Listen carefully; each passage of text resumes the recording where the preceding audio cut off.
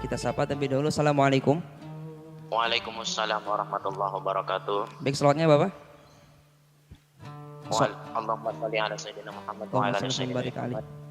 Dengan Bapak siapa, dari mana Pak? Ashraf Ramadan. Dari mana? Bekah. Batam.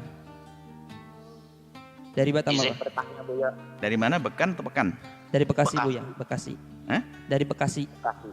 Baik. Bekasi. Silakan bisa langsung bertanya Pak. Izin bertanya Buya. Silakan. Untuk masalah patung Buya. Apa? Masalah patung. Tato. Taib. Iya. Bahwa membuat patung yang berbentuk 3 dimensi haram. Buya pernah sampaikan beberapa bulan yang lalu dalam sebuah kitab. Bagaimana dengan kesenian wayang kulit dan wayang golek, Buya? Masih masuk ke dalam patung atau tidak, Buya? Patung bukan tato ya? Patung. Baik. Tapi tato. Baik. Sedangkan wayang itu warisan leluhur para wali untuk menyebarkan ajaran agama Islam, Buya. Baik. Sampai sekarang kesenian wayang itu masih abadi, Buya. Diakui oleh dunia, Buya. Bagaimana itu hukumnya, Buya? Baik, Masya Allah. Untuk patung wayang golek. Baik. Yang disepakati oleh para ulama adalah gambar. La'anallahul musawwirin, Allah mengutuk orang yang membuat gambar adalah gambar mujassadah, gambar yang berbentuk. Kecuali untuk boneka anak kecil. Gambar yang berbentuk mujassadah itulah yang dikatakan haram, tapi dari yang bernyawa. Kalau yang tidak bernyawa enggak. Sesuatu yang utuh dari yang bernyawa dalam bentuk utuh itu disebut patung itu. Apakah kucing, binatang, pokoknya bernyawa. Yang berbentuk itu yang disepakati keharamannya. Adapun gambar yang tidak berbentuk khilaf di antara para ulama. Nah, kemudian wayang itu adalah budaya seni. Sebelum adanya Islam sudah ada wayang. Lalu para ulama dari Wali Songo ini ingin bagaimana membawa wayang ini sebagai sarana untuk berdakwah. Tujuannya adalah berdakwah.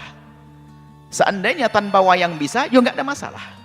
Cuman karena wayang adalah seni yang satu betul-betul masyarakat yang lagi disenangi dan sampai hari ini pun masih banyak penggemarnya. Kita tidak bicara tentang penggemar hari ini. Pada saat itu bagaimana para wali itu melihat wayang.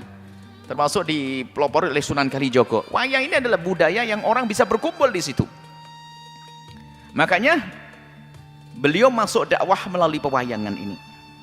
Sehingga wayang itu banyak kisah yang dirubah. Kisah syiriknya adalah dirubah. Termasuk di dalamnya adalah dimasukkan kisah Bagong, Semar, Norogareng, Petro. Itu adalah sebetulnya untuk menghilangkan kesyirikan. Karena di situ kan dalam pewayangan itu kan diambil dari kisah Hindu-Buddha itu tentang Bharata Yuddha, tentang Ramayana dan sebagainya itu. Kemudian bagaimana? Kan di situ selalu ada dewa-dewa. Dewa itu kan Tuhan selain Allah.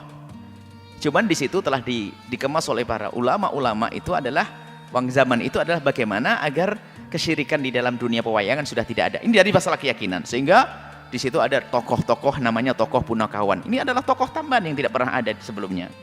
Jadi tokoh Punakawan ini adalah bangsa manusia tapi punya kebijakan. Jadi dewa kalau ribut tanya kepada manusia. Ini kan aneh kan? Tuhannya nanti tanya kan. Ini sebenarnya untuk menghilangkan kesyirikan itu. Nah, jadi itu Semar itu orang yang bijak, tapi lihat nanti ada para dewa itu kalau ribut turun ke sini. Ini adalah dari segi keyakinan. Mereka luar biasa para ulama, cerdas mereka di dalam mengislamkan budaya.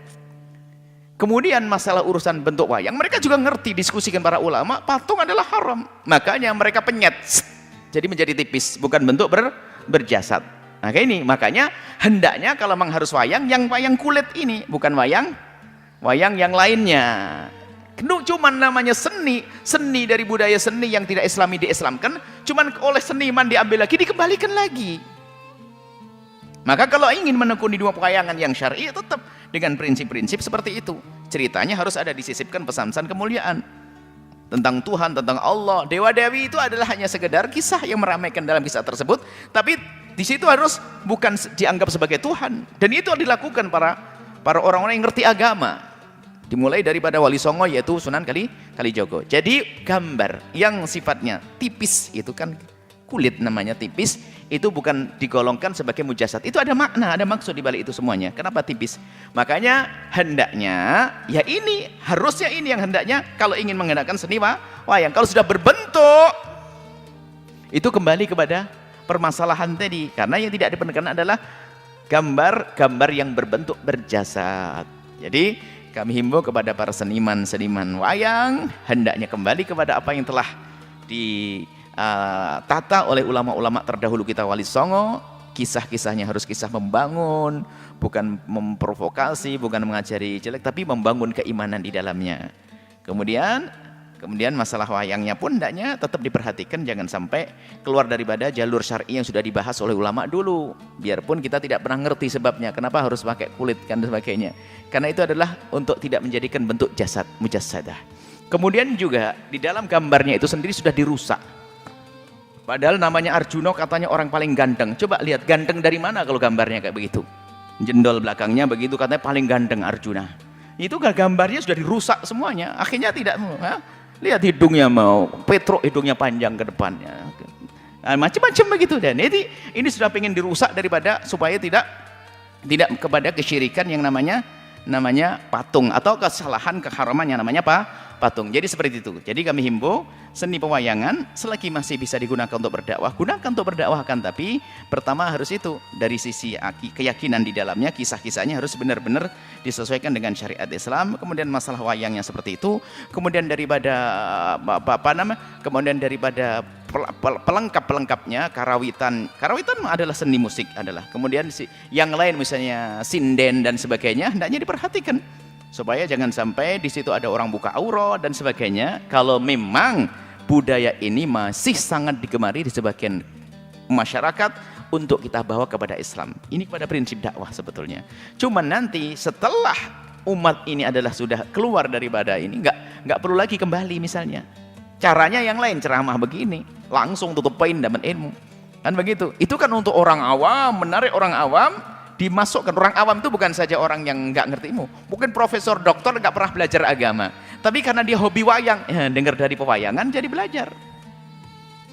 Profesor doktor ilmu ekonomi kan awam juga dalam agama, dengar wayang, tak tahu wayangnya ada pesan-pesan, maka di situ adalah bisa dibenarkan yang demikian itu, yang ini ya. Maka ayo kita sebaiknya terjalin komunikasi antara dalang-dalang itu dengan ustadz supaya saling sinergi. Dalangnya karena mungkin belajarnya kurang banyak, ya mungkin setiap cerita yang mau disodorkan ada terseh kepada kiai, ini boleh enggak begini, bahkan mungkin kiainya suruh lihat seperti apa nanti agar yang kurang ini, tapi siap dibenahi, maka insya Allah dia dalang Sunan Kalijogo lagi, seperti itu. Ini itu masalah pewayangan. Wayang adalah budaya dan seni seperti yang lainnya, sarana untuk menghibur orang. Kalau memang itu adalah menjadi kebiasaan orang fasik maka haram, tapi kalau kebiasaan orang umum fasik dan tidak fasik menggunakan menjadi bebas. Hanya yang perlu diperhatikan adalah isinya, siapa yang melaksanakan, di mana tempatnya, itu kan harus kita perhatikan. Apa yang diisinya, apa yang diucapkan, di mana melaksanakannya, kapan waktunya, ya kan? Ini adalah yang harus diperhatikan. Keharaman itu karena apa? Mungkin waktunya bertentangan. Waktunya adalah waktu yang menjadikan orang tidak menjalankan kewajiban, atau tempatnya adalah tempat yang tempat maksiat, nggak boleh. Orang-orangnya pada tidak menutup aurat, nggak boleh seperti itu.